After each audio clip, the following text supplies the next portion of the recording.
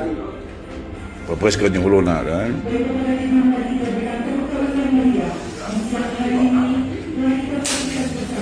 Ha. Sebuah video yang memperlihatkan aksi tegas Kapolsek Cibatu, AKP Amiruddin Latif, mendadak viral di media sosial setelah diunggah oleh akun Instagram @lambetura, Kamis 13 Agustus 2026. Dalam rekaman tersebut, perwira pertama Polri itu tampak memecahkan botol minuman keras atau miras hanya menggunakan telapak tangannya di hadapan seorang pedagang.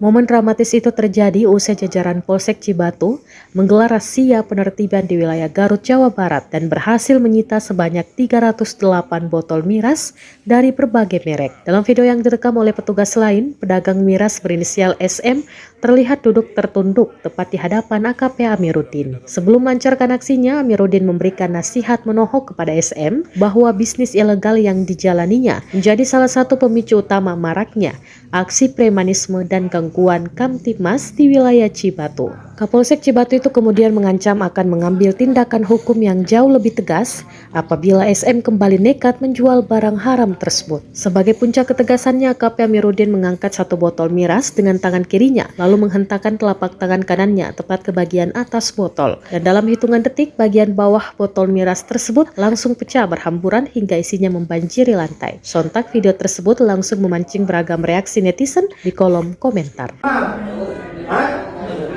Rusak generasi muda kan? Itu kelakuan mana itu Batu?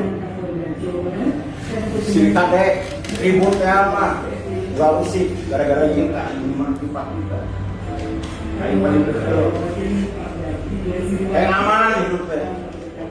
Enggak. Si mana?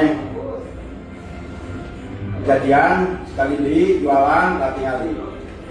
Papres ka yung huluna kan?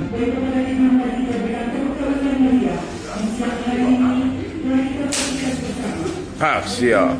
Nah, saya hafal mah. Jadi guru mana yang tak kurang? Oh, dagang di mas siya. Pel kemana dah? Ayo senang sih ya. Kita kurang wae punya rese. Pel mana?